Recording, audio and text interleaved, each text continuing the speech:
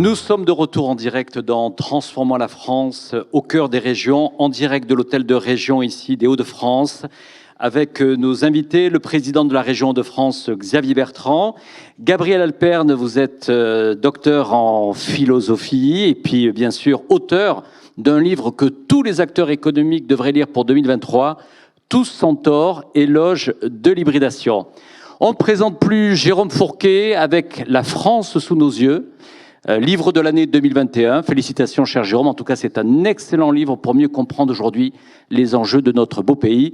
Et Yves Maigret, associé chez Balthus, l'homme justement des solutions pour les acteurs économiques, puisque vous développez le management de transition.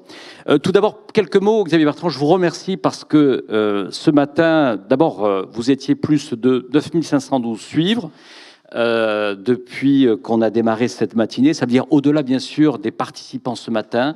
Je crois que les enjeux que nous avons partagés sur ces sujets de souveraineté vous ont intéressé, nous ont intéressés, et je tenais vraiment à vous remercier de votre accueil parce que ici, on n'a pas nécessairement cherché à faire le buzz, mais je pense qu'on a cherché tout simplement à comprendre, à décrypter, à s'écouter et comprendre aujourd'hui les enjeux de souveraineté dans notre pays. C'est pas nécessairement en faisant une petite phrase dans les chaînes continues qu'on arrive à le faire. Donc merci en tous les cas de votre accueil.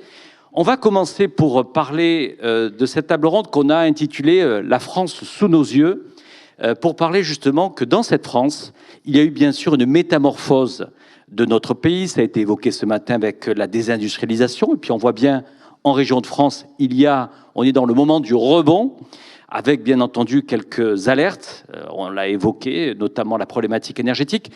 Peut-être, Jérôme Fourquet, vous êtes certainement aujourd'hui l'auteur qui décrit le mieux ces mutations en France. Je recommande, je disais, La France sous nos yeux. Et il y a un chapitre très important de votre livre qui parle justement de cette métamorphose des talents, dans lequel vous dites finalement les ouvriers dans les usines ont été remplacés par les logisticiens. On a parlé de logistique tout à l'heure. Il y a plein de métiers qui ont disparu. Il y a des nouveaux qui ont émergé. Et donc cette France, elle change bien sûr avec une accélération depuis les années 80. Merci beaucoup. Bonjour à toutes et bonjour à tous. Merci pour votre invitation. Alors effectivement, la société française, elle s'est toujours transformée, mais on a été témoin depuis les années 80 d'une très forte accélération de cette transformation. On peut en prendre comme illustration le fait de cette rapidité, le fait que la classification administrative ait du mal à suivre le mouvement. Vous savez, si vous prenez la classification des métiers de l'INSEE, on a aujourd'hui des centaines et des centaines de codes qui sont un peu obsolètes parce que les métiers décrits ne sont plus tout simplement en exécution sur le territoire. Et donc, l'INSEE a créé, on a fait un chapitre là-dessus, un code Z, où on regroupe, puisque c'était une nomenclature administrative avec des chiffres et des lettres, et donc dans ce code Z, on regroupe toute une série de nouveaux métiers. Si on veut prendre la mesure des choses, on peut peut-être donner quelques chiffres. Nous, la thèse qu'on défend, qui n'est pas très originale, c'est le fait qu'on soit passé d'une économie qui était encore dans les années 80 organisée autour de la production, à une économie qui tourne dans tous les sens du terme, d'abord et avant tout aujourd'hui autour de la consommation, donc la logistique derrière, le tourisme et les services à la personne. Quelques chiffres, ne serait-ce que depuis 2008, la France a perdu 940 sites industriels de plus de 50 salariés. Donc c'est colossal. Et donc on sait bien ici, dans cette région des Hauts-de-France, que la désindustrialisation a été très dure dans les années 70, avec le textile, les charbonnages, la métallurgie. Mais tout ça s'est jamais arrêté, en fait. C'est cette espèce de processus de couler en continu. Alors heureusement, il y a des rebonds aujourd'hui. Depuis quelques années, on recrée plus de sites industriels qu'on enferme, mais ça a été quand même une saignée qui a été très violente. L'autre pilier de notre économie productive, c'est l'agriculture. Là aussi, les transformations n'ont pas commencé dans les années 80, mais les chiffres sont têtus. En 1988, on a encore 1 million d'agriculteurs en France. Les derniers chiffres du recensement agricole nous en pointent 380 000. On a perdu 2/3 du cheptel en 30 ans. C'est le plus grand plan social silencieux de l'histoire de France contemporaine. L'économie française, face à la fragilisation de ses piliers productifs, de ses moteurs productifs, elle n'est pas restée inerte. Il y a d'autres secteurs qui ont pris le relais. On parlait de la consommation. Il y a un secteur emblématique de la consommation. C'est l'univers de la grande distribution. Si vous prenez un acteur comme Intermarché, ils alignent 310 magasins en 1980. Ils en ont 1850 aujourd'hui. Ils revendiquent un magasin tous les 14 km. Je ne sais pas si c'est validé ou vérifié chez vous dans les Hauts-de-France. Ne serait-ce qu'entre 80 et 90, ils sont passés de 310 magasins à 1300 magasins. Donc ils ont procédé à 2 ouvertures par semaine pendant une décennie. Je ne sais pas si vous vous rendez compte de la métamorphose. En donnant naissance à un élément paysager que le monde entier nous envie, qui s'appelle la zone commerciale de périphérie. Puisque à côté de la grande surface, il y a tous les autres magasins franchisés qui sont venus s'installer. Donc, c'est des centaines de milliers d'emplois qui ont été créés dans ce secteur. Derrière tout ça, il fallait une économie de la logistique. Vous en avez parlé ce matin, et on est bien placé dans tous les sens du terme, ici, dans les Hauts-de-France, pour l'évoquer, puisque il faut desservir ces points de vente, et de plus en plus, maintenant, avec le e-commerce, amener les biens jusque chez le consommateur. La filière du e-commerce, la FEVAD, revendiquer un chiffre d'affaires de 8 milliards en 2005, ils étaient à 120 milliards l'année dernière. Donc je souhaite à toutes vos entreprises une courbe aussi ascendante. Donc là, ils sont un peu en train de se tasser parce que les arbres ne montent jamais au ciel. Il y a le retour de l'inflation, mais néanmoins, c'est quand même assez stupéfiant. Du coup, derrière tout ça, il a fallu créer des entrepôts logistiques. On en a plus de 5000 en France. Votre région est très bien lotie puisqu'elle est sur les grands axes de circulation. Quand on sillonne vos autoroutes ou quand on prend le TGV pour monter jusqu'à chez vous, on ne peut être que frappé par la noria de camions qui, 24 heures sur 24, roulent sur ces autoroutes. On a aujourd'hui 400 000 chauffeurs routiers en France. Donc dans ce qu'on appelait, nous, la France d'après, il y a plus de chauffeurs routiers que d'agriculteurs. Donc c'est pour montrer comment les choses ont évolué. Autre transformation majeure qui est liée à l'évolution de notre société, je ne sais pas si on sera tous sans tort, mais on sera tous peut-être, on peut l'espérer, un jour centenaires. Et donc il y a un phénomène majeur qui est celui du vieillissement de la population, qui là aussi a eu des répercussions économiques très importantes. On est passé de 2500 EHPAD en milieu des années 80 à pratiquement 7500 aujourd'hui, donc ça a été multiplié par 3. Et là aussi, il a fallu créer des dizaines et des dizaines de milliers d'emplois. Petite parenthèse, le couple type des gens qui avaient un gilet jaune sur les ronds-points il y a quelques années, monsieur était cariste et madame travaillait dans un EHPAD. Donc on est aux ces nouvelles classes populaires de la société post-industrielle qui ont revendiqué leur dû à ce moment-là. Là, on a plutôt parlé jusqu'à présent des emplois qui correspondent aux métiers, les nouveaux métiers populaires, les classes populaires. Mais je peux juste, oui. Jérôme Fourquet, justement rebondir sur ce que vous avez dit, notamment sur le mouvement des Gilets jaunes. Un des signaux faibles que vous pointez dans votre livre, c'est le fait que le dialogue social, qui est important, et je crois que le président Xavier Bertrand ne pourra pas dire le contraire dans ses anciennes responsabilités gouvernementales ou en tant que président de la région, mais vous avez le sentiment quand même qu'aujourd'hui, dans ce dialogue social nécessaire pour toute entreprise, il est moins présent, il est moins structuré dans cette mutation aussi des métiers. C'est-à-dire le rôle de l'ouvrier dans l'usine était en tout cas au centre d'un dialogue social, on va dire, plus présent qu'il ne l'est aujourd'hui dans ces métiers. Alors on peut le citer, moi je m'interdis rien, que je ne sais pas, que dans l'entreprise Amazon ou autre, c'est-à-dire que c'est pas un procès Amazon que je fais, mais je dis tout simplement, vous pointez du doigt sur le fait que dans ces nouveaux métiers logistiques, le rapport en tous les cas et le dialogue social est différent, et ça se manifeste notamment quand il y a le mouvement des Gilets jaunes. Est-ce que vous pouvez nous en dire quelques mots, parce que c'est quand même un sujet très important? Alors, il y a peut-être 2 aspects à cela. Dans pas mal de ces nouvelles filières, elles se caractérisent d'abord pour ces emplois qui ont été proposés aux nouveaux ouvriers, aux nouveaux employés, par de moindres perspectives d'ascension sociale.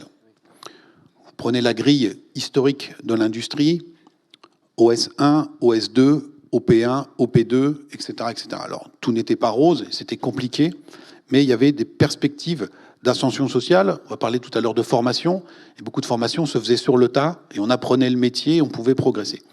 Là, aujourd'hui, dans le secteur du service à la personne, de la logistique, aujourd'hui, vous avez cadre ou non cadre.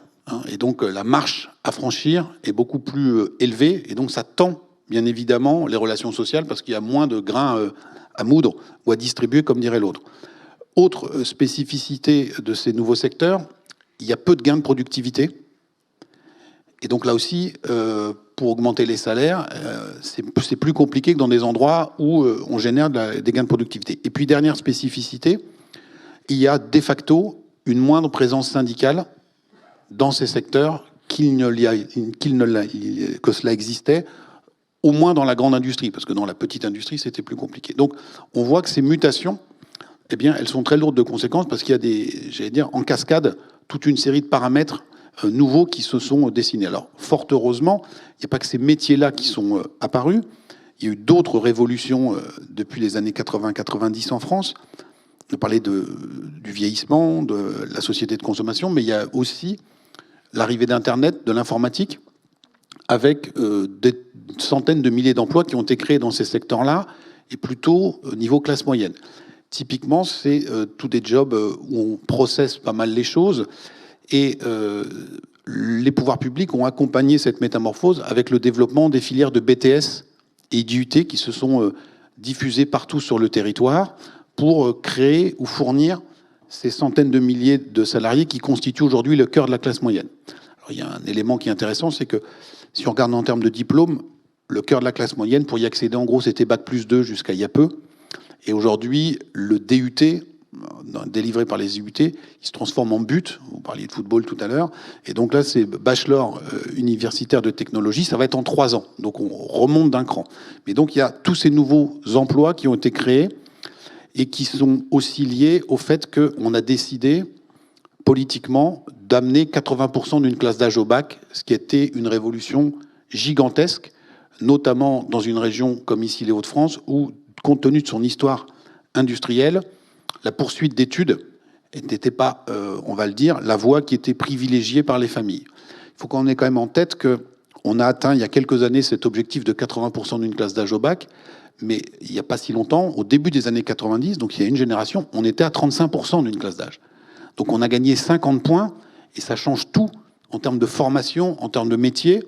Ça change tout aussi dans le dialogue social, parce qu'on a des gens qui peuvent être plus formés et qui n'ont pas forcément les mêmes revendications que leurs parents en termes d'aspiration et d'évolution. Peut-être Xavier Bertrand peut, en réaction, déjà cette première photographie apportée par Jérôme Fourquet, vous la voyez bien, cette métamorphose de manière quotidienne à votre région.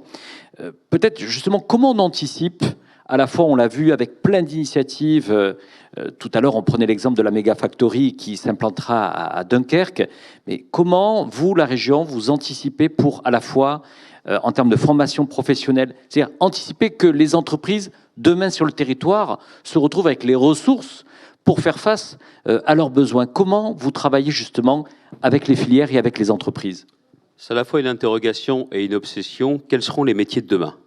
Alors on me dit, oui, les métiers de demain, ils n'existent pas encore, donc on a du mal à vous répondre. Oui, mais il faut qu'on essaye de cerner ce que seront les métiers de demain. Je ne demande pas à 20 ans, mais déjà à 3 ans, à 5 ans et à 10 ans, pour qu'on puisse, nous, réorienter nos efforts budgétaires de formation.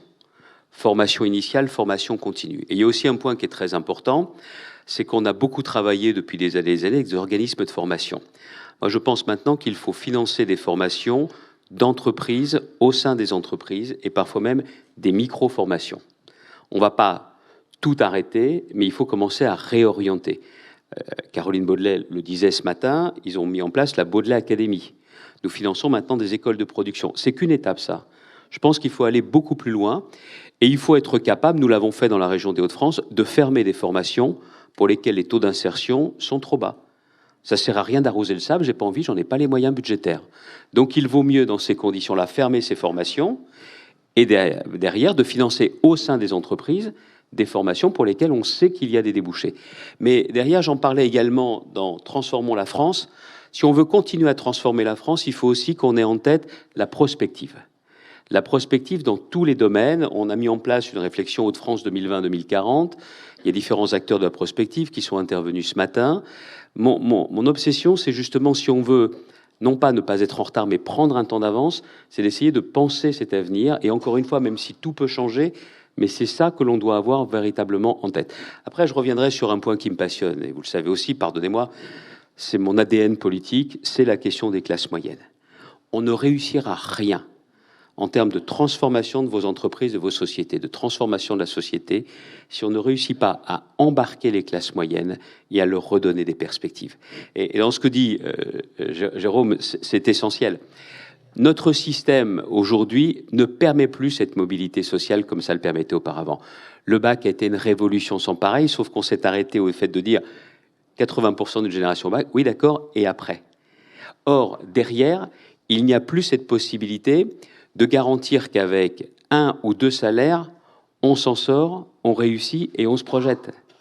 C'est ça aujourd'hui la véritable inquiétude.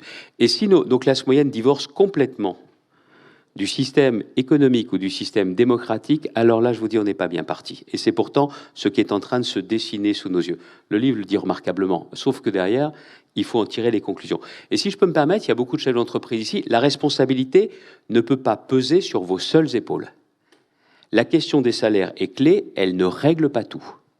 La question de la rémunération est aussi une des solutions complémentaires. Mais je pense que c'est aussi à la société, à l'État, aux collectivités locales, de trouver les moyens de relancer cet escalier social en dehors de la seule logique. Parce que ça a été très bien dit. C'est vrai que dans un EHPAD, vous n'avez pas des possibilités d'évolution de carrière aussi importantes. Et même dans la logistique, où il y a des perspectives, il n'y a pas toutes les perspectives qu'il y avait. Et si nous croyons autant à l'industrie, c'est que l'industrie, elle, permet encore cet escalier social. Davantage même que certains services. Je ne dis pas que c'est binaire. Dans les services, il n'y a pas de mobilité sociale, et dans l'industrie, il n'y aurait que cela. Mais si nous n'avons pas cette obsession de permettre à la classe moyenne d'y trouver son compte et dessiner un avenir, alors là, je vous dis, nous aurons des mouvements beaucoup plus importants que les Gilets jaunes, et nous aurons également une traduction politique de tout cela. Justement, Xavier Bertrand, ce qui inquiète aussi Jérôme Fourquet, quand on vous lit, c'est un moment où vous faites un comparatif des fortunes françaises avec justement une comparaison il y a 20 ans et celle d'aujourd'hui. Et là, c'est assez quand même frappant. Moi, j'ai eu plaisir ce matin à vous écouter, celles et ceux qui sont venus témoigner de leurs projets industriels, que ce soit à Dunkerque, à Arras, à Amiens. Mais Jean Fourquet, quand on regarde aujourd'hui ce classement, les industriels, ils se sont égarés. On ne les voit plus. Alors, permettez-moi de partager aussi l'admiration que j'éprouve pour tous les gens qui entreprennent dans l'industrie. Je suis très admiratif et je vous sens très reconnaissant. C'est aussi pour ça qu'on a écrit ce livre, pour parler de tous ces sujets-là. Alors, le classement dont vous parlez, il vient pas de la tribune, il vient de Challenge, hein, mais il y a des concurrents qui travaillent très bien également. Donc, vous savez, chaque année, on a c'est le marronnier, les 500 fortunes de France. Donc, gentiment, Challenge nous a donné le premier classement qu'ils avaient opéré au début des années 2000. Et on a comparé ce classement du début des années 2000 avec celui d'aujourd'hui sur le poids des différents secteurs parmi le Gotha du capitalisme français. Au début des années 2000, on a encore 35% des plus grandes fortunes françaises qui ont fait fortune dans l'industrie et qui exercent dans l'industrie. Aujourd'hui, on est tombé à 10%. Alors on peut dire, bah oui, c'est aussi parce qu'il y a des groupes industriels qui se sont cassés la figure, donc ils ont descendu dans le classement. Mais il y a eu aussi des choix qui ont été faits, des choix de stratégie économique de la part d'un certain nombre de décideurs privés de abandonner l'industrie pour des bonnes ou mauvaises raisons. On n'est plus compétitif, il y a des problèmes de coûts, on peut plus produire en France, il y a trop de règles, trop de taxes, il y a d'autres endroits où ça va mieux marcher. Et quand vous regardez les secteurs qui ont progressé dans le classement, immobilier de luxe et hôtellerie et holding. Donc voilà. Donc on a le vieil atavisme français pour la pierre plutôt que l'usine. Et donc si le phénomène de désindustrialisation a frappé toutes les économies occidentales, elle a frappé plus fort chez nous parce qu'elle a été accompagnée durant cette période, en gros de la fin des années 90 à nos jours, peut-être il y a le changement opéré il y a quelques années, par une espèce de fatalisme partagé à la fois par une partie de nos décideurs politiques et de nos décideurs économiques. Vous savez qu'à l'école, on avait appris qu'il y avait le secteur primaire, le secteur secondaire et le secteur tertiaire. Et donc on se disait, les années 50-60, c'était la fin du primaire, secteur primaire, donc l'agriculture, la pêche, les mines chez vous. Bon, c'est une loi historique. Ensuite, il y a eu la fin de l'industrie, la fin du secondaire, mais c'est une loi comme ça. Et finalement, c'est pas si grave. Il y a un avenir radieux, on va se refaire sur le tertiaire. Et donc, vous avez tout un discours comme ça qui accompagne ce mouvement et un déficit de mobilisation de la part de notre appareil d'État et de nos grandes puissances financières face à ce tsunami de désindustrialisation. C'est au début des années 2000 que, alors je ne sais pas s'il faut l'appeler capitaine d'industrie du coup, mais que quelqu'un comme Serge Turuc théorise l'entreprise fabless, hein, l'entreprise sans usine. Excusez du peu, il dirige la Compagnie Générale d'Électricité, qui est un des fleurons industriels français. Et lui dit, il n'y a plus besoin d'usine, on va gagner du fric dans le marketing et les labos de recherche. Et on va externaliser tout le reste. C'est sous le mandat de Lionel Jospin, donc 97-2002, que le ministère de l'Industrie est rétrogradé au statut de secrétariat d'État à l'industrie sous la houlette de Bercy. Donc il y a une espèce de fatalité comme ça. Et vous dites même, Jérôme, parce que ici, quand on parle de Pierre Mauroy, ça veut dire quelque chose. Vous dites dans votre livre... 2002, ça finit comme ça. En 2002, le programme présidentiel de Lionel Jospin, à aucun moment, le mot ouvrier est dans le programme électoral. Alors pas dans le programme, dans le petit livret, une espèce de lettre aux Français, 4 pages, qui est envoyée partout en France. Et c'est Pierre Mauroy qui réagit. Et alors, ça a été relaté dans un joli documentaire sur la défaite sur le 21 avril 2002. Et donc, vous avez toutes les huiles du Parti socialiste qui sont réunies rue de Solferino. Je crois qu'il y a Seguela ou autres, les gens d'Avas, qui viennent présenter le flyer, là. Et on demande qu'est-ce que vous en pensez, etc. Il y en a qu'un qui moufte. C'est Pierre Mauroy qui dit c'est bien, Lionel, mais il n'y a pas une seule fois le mot ouvrier, là, dans les 4 pages. Nous, on s'appelle quand même le Parti socialiste. Et comme par hasard, c'était quelqu'un du Nord qui avait fait cette remarque. Xavier Bertrand, avant justement qu'on parle des solutions, justement, puisque on l'a évoqué, dans une matinée comme celle-ci, on essaye à la fois de s'écouter, de comprendre, mais aussi d'apporter des solutions. On va en parler avec Yves Maigret. Comment justement, quand on est président de la région de France, quand du point de vue culturel, notre pays a tourné le dos à l'industrie pendant quelques années, comment on recrée la flamme, comment on redonne goût à la fois aux jeunes à revenir dans l'industrie, à redonner du sens et à redonner de la fierté ici auprès des habitants des Hauts-de-France? C'est pas si compliqué que cela. Parce qu'il y a une part des élites qui a décidé de tourner le dos à l'industrie, mais il y a toujours ce patrimoine qui est là. Et c'est un patrimoine vivant. Il faut donc... la flamme existe, il faut lui donner davantage d'envergure, d'importance, mais ça peut repartir très vite. Ça peut passer par des initiatives très micro, mais avec l'industrie dans la région, l'UMM, on a décidé de mettre en place une sorte de camion itinérant qui montre ce qu'est une usine moderne, et ça rencontre un succès fou. C'est du micro, ça.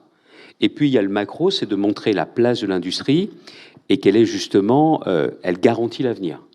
Ça, c'est un point. Mais vous voyez, en politique ou avec la politique, il n'est jamais trop tard. Ça vous demande plus d'efforts, plus d'investissements, mais il n'est jamais trop tard. Autrement, ça ne sert à rien de s'engager.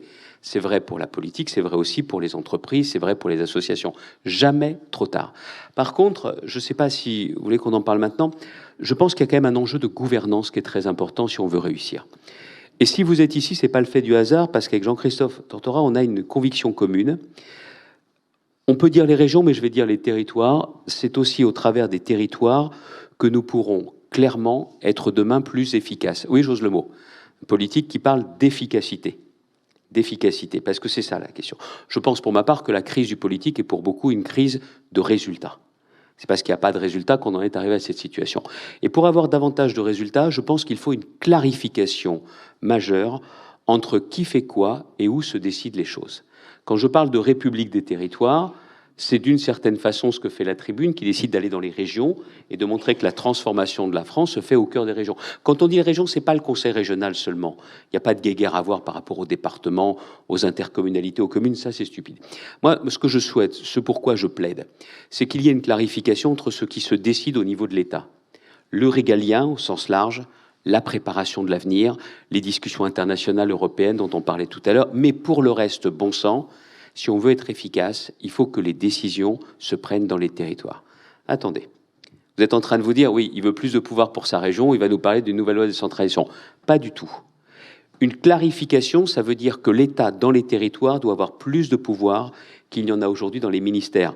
Un préfet, un sous-préfet, sont davantage conscients des réalités et s'ils en avaient les moyens, nous permettraient d'aller beaucoup plus vite sur des implantations, sur des autorisations.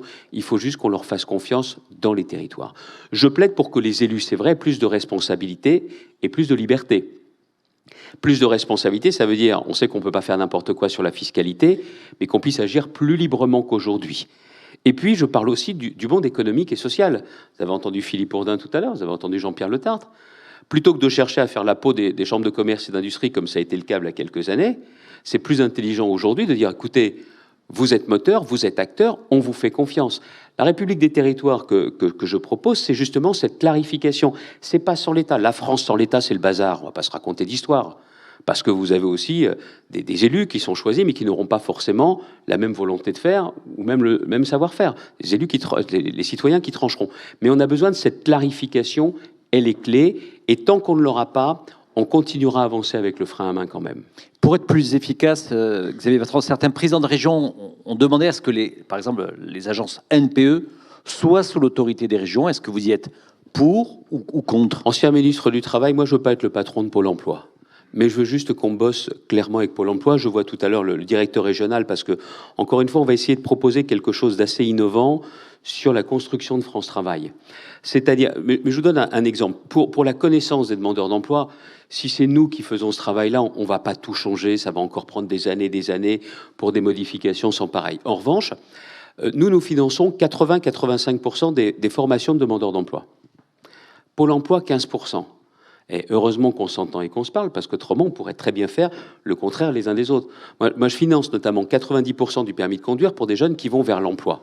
Parce que le permis de conduire est devenu un impôt qui ne dit pas son nom. Mais Pôle emploi finance aussi.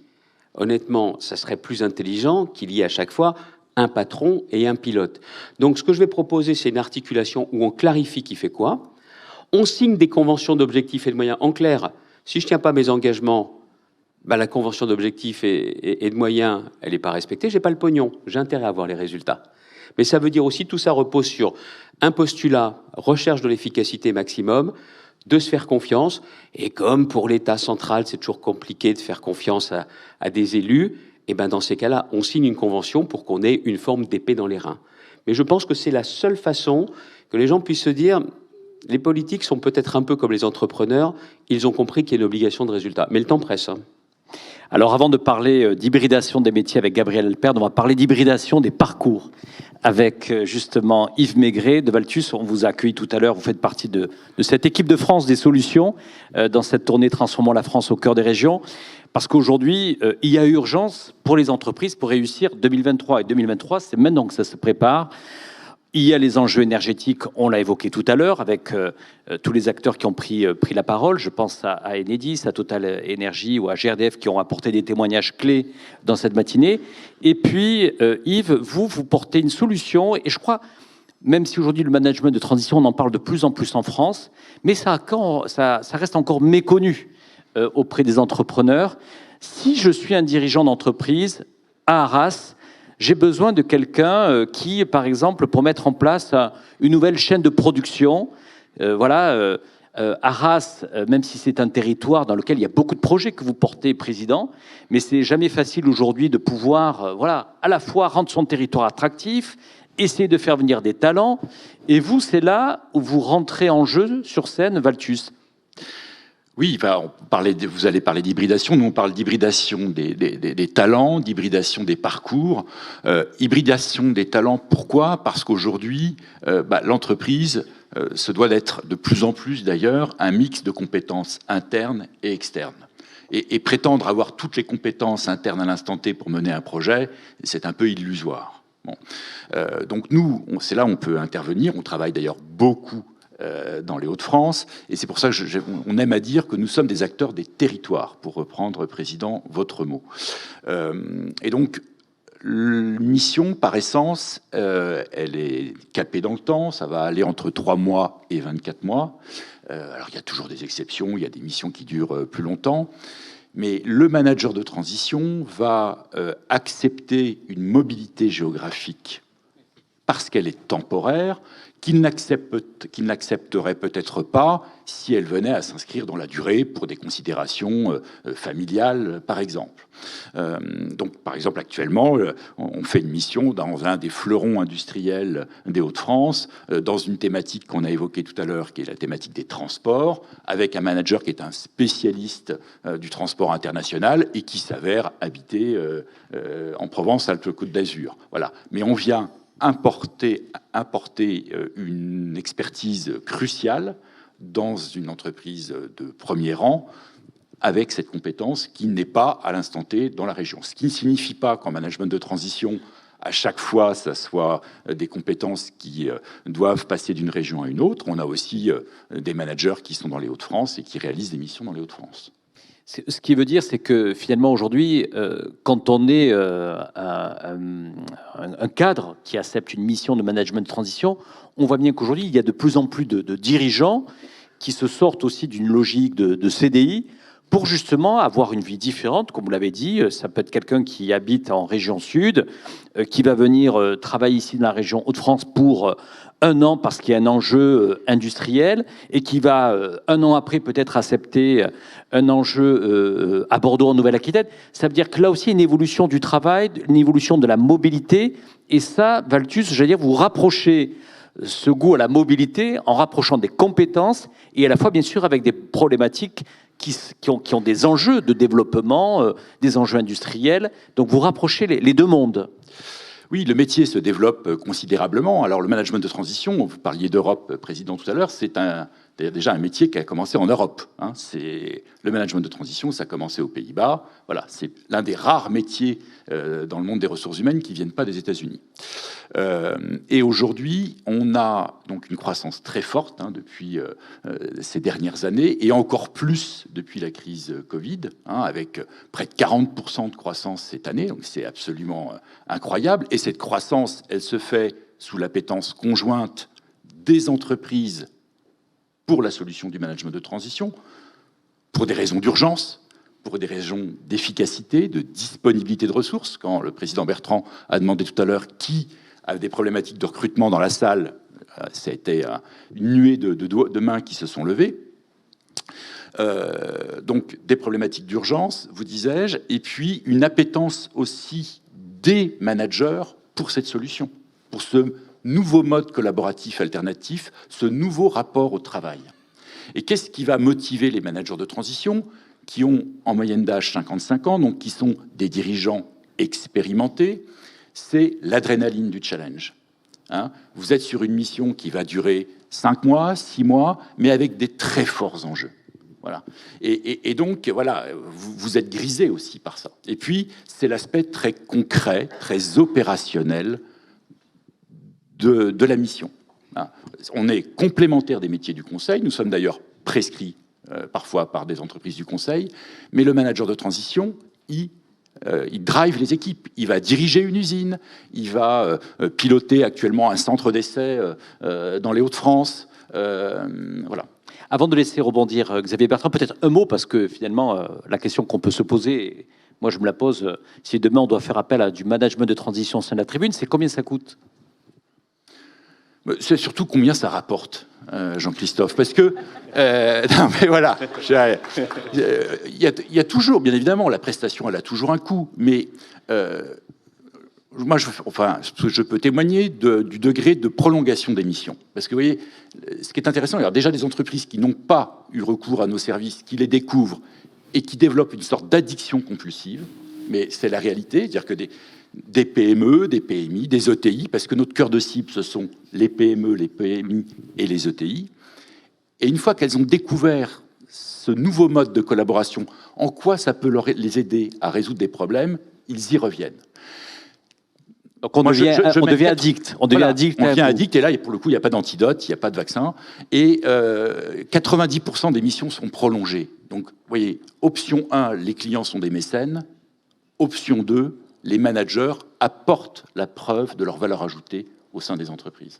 Xavier Bertrand, le management de transition. Alors, je vais essayer d'être assez bref parce que je suis ancien ministre de la Santé. Je sais que l'hypoglycémie peut quand même guetter un certain nombre de personnes et qu'il est déjà tard. Plusieurs choses en style télégraphique. Ça va faire sourire certains amis qui sont dans la salle parce qu'ils savent que je le dis souvent à titre privé. Je pense que dans le job de politique aujourd'hui, il y a une dimension manager de transition. Clairement.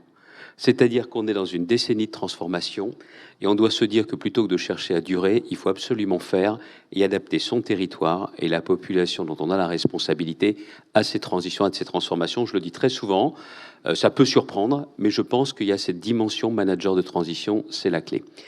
Le deuxième point en style télégraphique que je voudrais aborder, je ne sais pas si ça a été abordé tout à l'heure, on a parlé de transformons la France au cœur des régions. Si on croit clairement que la décroissance n'est pas la voie, il faut qu'on fasse très attention à ce qui est en train de se passer aujourd'hui en France avec ce qu'on appelle le ZAN, le zéro artificialisation nette. Nous savons toutes et tous qu'on ne bâtira plus n'importe comment comme on l'a fait par le passé. On est en train de mettre notre beau pays sous cloche. Sous cloche. Que ce soit sur les logements, que ce soit sur le développement économique. Et si on n'y fait pas attention, et si on dessert au compte-gouttes le garrot qui a été posé aujourd'hui, on peut faire une croix sur le fait que la France reste vraiment compétitive dans le concert international.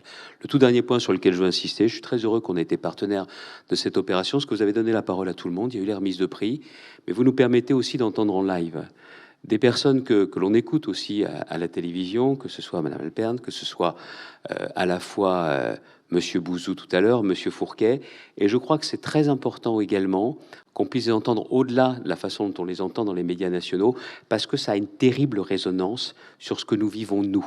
Et je pense que c'est vraiment le mérite de la tribune d'avoir compris plus que tous les autres que les choses se faisaient à Paris et dans les territoires. Moi, je ne suis pas dans un match Paris-Province, c'est stupide.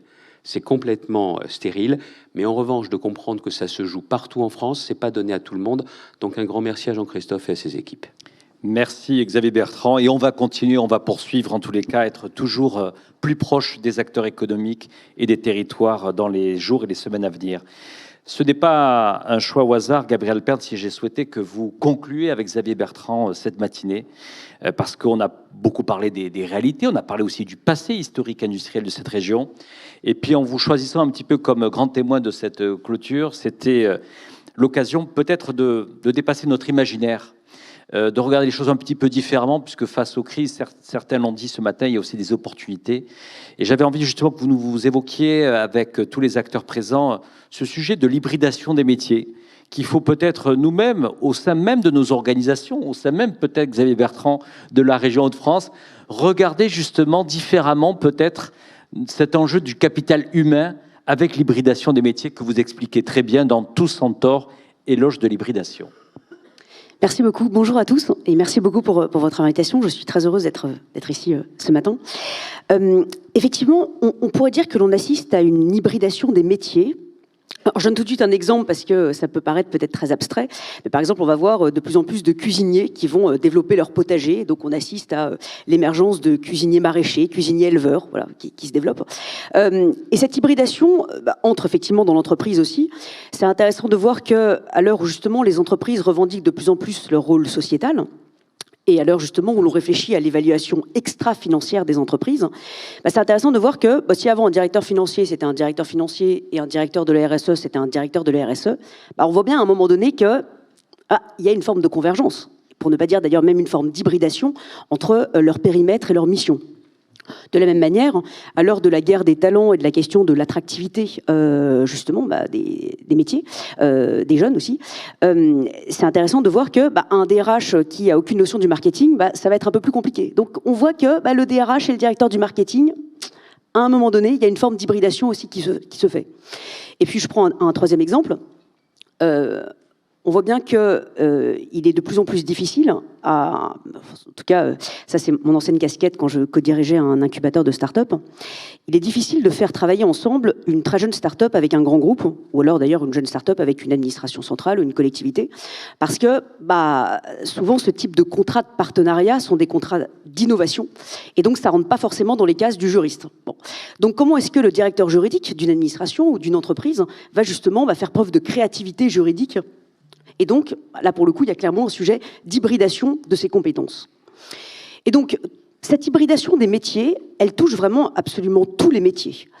Donc, il y a un vrai sujet, effectivement, de formation, mais aussi peut-être une autre manière d'envisager les choses et surtout d'envisager les personnes. Ce qui est intéressant, quand on considère les nouvelles générations, il est de bon ton de critiquer les jeunes. Alors on dit que les jeunes sont paresseux, individualistes, infidèles. Voilà. Alors ce qui est intéressant, c'est que quand on lit Socrate et Hésiode, ils disaient à peu près les mêmes choses sur les jeunes de leur époque, en disant que si on confiait les clés de la cité à la jeunesse, la cité serait complètement dépravée et irait à sa perte. Donc c'est un peu comme si finalement chaque génération avait besoin de mépriser un peu sa jeunesse. Mais cela étant dit, je pense que les jeunes générations sont des centaures nés, c'est-à-dire qu'ils ont un pied dans plusieurs mondes. dans plusieurs formations, dans plusieurs métiers. Alors certes, on leur reproche de passer d'un job à un autre, d'un secteur à un autre, d'un univers professionnel à un autre. Mais ce qui est intéressant, c'est que, ce faisant, ils apportent d'un secteur à un autre de nouvelles compétences. Et donc, ils enrichissent ce secteur. Ils enrichissent la manière dont tel ou tel métier est exercé. Je vous donne un exemple concret. J'ai fait récemment un travail de recherche justement sur les néo-agriculteurs. On parlait d'agriculture tout à l'heure. Et donc, c'est très intéressant de voir que ces néo-agriculteurs, qui donc étaient directeurs du marketing dans une banque avant, enfin, faisaient tout autre chose, et arrivent dans ce monde agricole, et bien justement, ce qui est très intéressant, c'est qu'ils arrivent avec des compétences qu'on n'avait peut-être pas forcément l'habitude de trouver dans le monde agricole. Et ce faisant, il y a une transposition de compétences d'un secteur à un autre, d'un monde à un autre, et donc ça enrichit le monde agricole. Et donc je pense que cette question de transposition de compétences d'un monde à un autre, et donc cette hybridation de compétences, est vraiment la clé pour demain. Donc, à l'heure, encore une fois, où on critique beaucoup les jeunes en leur reprochant justement cette infidélité, bon, ils sont 3 ans là, 2 ans là, puis 4 ans là, voilà. Oui, mais en fait, ce faisant, ils enrichissent les mondes dans lesquels ils sont. Et je pense que le vrai problème, c'est qu'on pense toujours les secteurs de manière complètement catégorielle. Voilà, il y a l'agriculture, il y a la santé, il y a, voilà. Comme s'il n'y avait pas de lien entre tout ça. Clairement, par exemple, sur la santé, on a bien vu avec le Covid que on peut plus penser la santé humaine indépendamment de la santé animale et environnementale. Donc, clairement, voilà. Donc, comment est-ce que l'on réconcilie les secteurs? Comment est-ce que l'on réconcilie les industries? Là, pour le coup, on va avoir besoin de ces nouvelles générations qui ont un pied dans plusieurs mondes et qui sauront du coup jouer ce rôle d'hybridation. Gabriel, justement, est-ce que le développement des tiers-lieux, chose que la région de France développe beaucoup à l'échelle de cette région, notamment pour des enjeux aussi d'équilibre et de donner les chances à chacune et chacun de cette région d'avoir accès, est-ce que ces lieux, ça favorise justement cette mixité des métiers que vous appelez dans votre livre, plus on mélange, c'est un peu comme la permaculture, et je pense que même dans nos organisations, dans nos entreprises, plus on mélange, est-ce que ça pousse mieux? Oui. En fait, je réponds à votre question et après, ça me pense à quelque chose d'autre. Effectivement, ce qui est intéressant, par exemple, dans la question du tiers-lieu, on parlait des maisons de retraite tout à l'heure. C'est très intéressant de voir, il y a eu d'ailleurs un appel à projet de l'ARS, comment est-ce qu'on transforme les EHPAD en tiers-lieux. Un tiers-lieu, donc voilà, c'est le fait de mettre ensemble une épicerie solidaire, une crèche, un incubateur de start-up et une galerie d'art. Voilà, donc une hybridation de générations, de publics, d'usages, d'activités, de secteurs dans un même lieu. Justement, lundi soir, j'ai fait une conférence dans une maison de retraite qui était complètement hybride et donc qui était à la fois une maison de retraite, une crèche, un espace de coworking, un espace d'exposition. Et là, sur le sujet de l'attractivité des métiers, ça devient tout autre chose. C'est-à-dire qu'on a envie de travailler dans un lieu pareil, parce que c'est un lieu qui devient un lieu de vie, un lieu extraordinaire. C'est à la fois le soin, la culture, enfin, on peut y faire plein de choses. Donc là, pour le coup, en termes d'attractivité des métiers, je pense qu'il y a une vraie remise en question, je pense, de la part de tous les acteurs, se dire, si on veut attirer les jeunes, effectivement, cette question-là de hybrider un peu nos activités va pouvoir être intéressante. Et justement, je prolonge toujours par rapport à la question de l'hybridation. C'est que depuis des décennies, on s'est convaincu avec Adam Smith que la division du travail, c'est le nec plus ultra de la productivité. Bon. Le problème, c'est que ce que l'on gagne en productivité d'un côté, on le perd en sens, parce que chacun est tellement focalisé sur sa micro-tâche et tellement hyper spécialisé que finalement, on perd la vue de l'ensemble et le sens de toute cette somme de métiers. Et puis ce qu'on perd aussi en sens, on le perd en problème, à se coordonner, à partager les informations. Et donc à un moment donné, sur la balance, ce qu'on a gagné en productivité, finalement, ça pèse pas très lourd. Je pense justement que les jeunes générations sont en train d'inventer, en tout cas de sortir de la division du travail et d'inventer véritablement l'hybridation du travail. Gabriel Père, dans tous les cas, on a envie encore plus de vous écouter, mais aujourd'hui, on a pas mal hybridé, puisque finalement, on va déjeuner à l'heure espagnole à Lille, ce qui est en général peu courant. Mais peut-être un dernier mot, et puis pour celles et ceux qui veulent plus vous écouter, allez sur le podcast Les Héritières, puisque vous êtes l'invité de la tribune. Et donc, pendant 1 heure, vous développez justement ces sujets d'hybridation. Vous êtes l'invité de Sophie Bora. Peut-être un dernier mot, puisque justement, on va avoir un moment de convivialité autour du président Xavier Bertrand. Votre dernier livre, c'est Penser l'hospitalité. Alors en plus, je crois que Xavier Bertrand, il n'y a pas quelques semaines, j'ai vu, vous étiez à Arras, parce qu'il y a un CFA sur les métiers, artisanat, de bouche, etc. Pourquoi avoir fait Fleuris, etc., sur ces métiers? Les centaures, les centaures. Donc là, vous faites un livre sur un échange entre l'artisan hôtelier et la philosophe, l'hospitalité. Pourquoi ce livre? Et puis ensuite, on ira tous partager un moment de convivialité et d'hospitalité avec la région Hauts-de-France. Alors, il y a plusieurs choses. C'est que, bon, il y a déjà plein de philosophes qui ont travaillé sur la question de l'hospitalité, hein, Jacques Derrida, par exemple. Mais moi, ce qui m'intéressait, justement, en tant que philosophe, c'était de ne pas travailler de manière théorique sur la question de l'hospitalité, mais partir d'un objet extrêmement concret, l'hôtel.